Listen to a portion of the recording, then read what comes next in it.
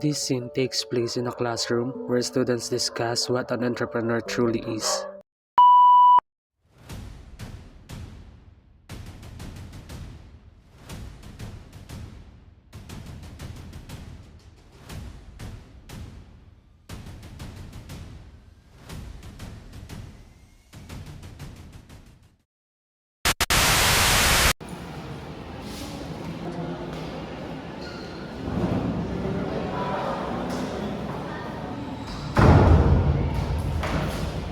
Guys, entrepreneur na ako. May business idea ako.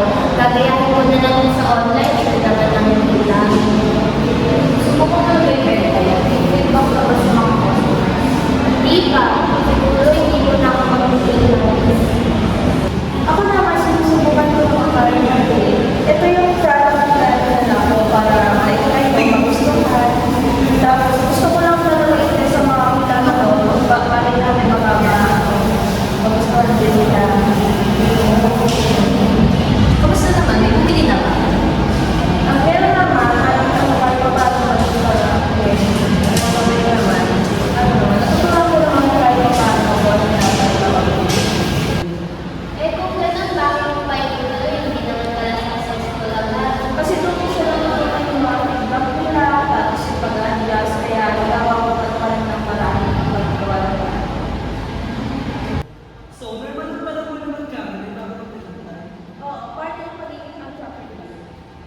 Hindi maganda.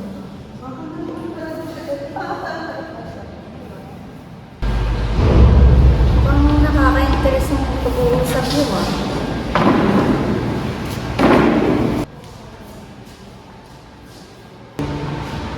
So, kaya bakit naisip mo mag-entrepreneur ka? Ma'am, may idea po ako, pero gusto ko yung sigurado ayaw ko na masyado miss.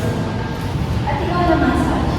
Ma'am, sinusubukan ko ng mga sa mga lugar. Tapos, hinalas ko yung feedback ko.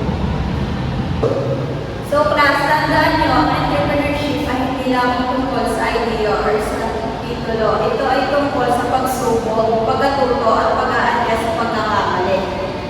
Ibig sabihin po ba, hindi sapat lang nasabihin na entrepreneur lang? Tama, kailangan may action at sipag at lalong-lalo bukas na ang pag-iisip.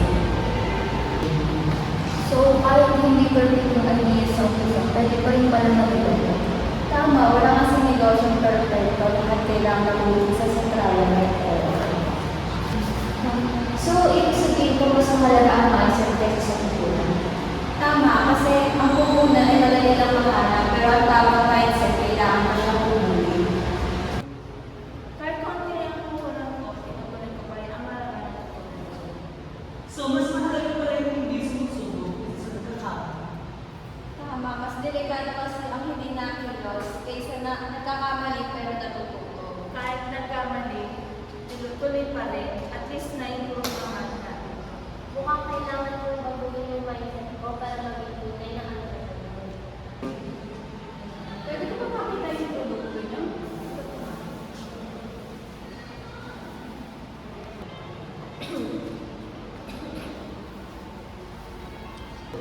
Magandang produkto na ginawa niyo, ha? Pwede niyo i-apply ang natutunan niyo sa entrepreneurship kung patuloy niyo lang. Sachi represents a true entrepreneur because she tests ideas, adjusts plans despite uncertainty, and accepts feedbacks.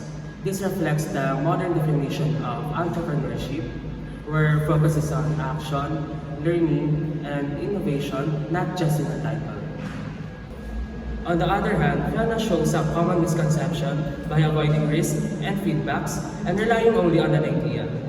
This shows that entrepreneurship is a mindset and a behavior, not just a label. The group concludes that real entrepreneurship starts with action and learning, not with a claim in a title.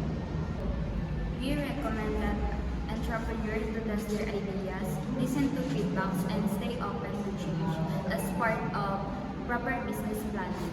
Success begins with trying, learning from mistakes, and improving over time.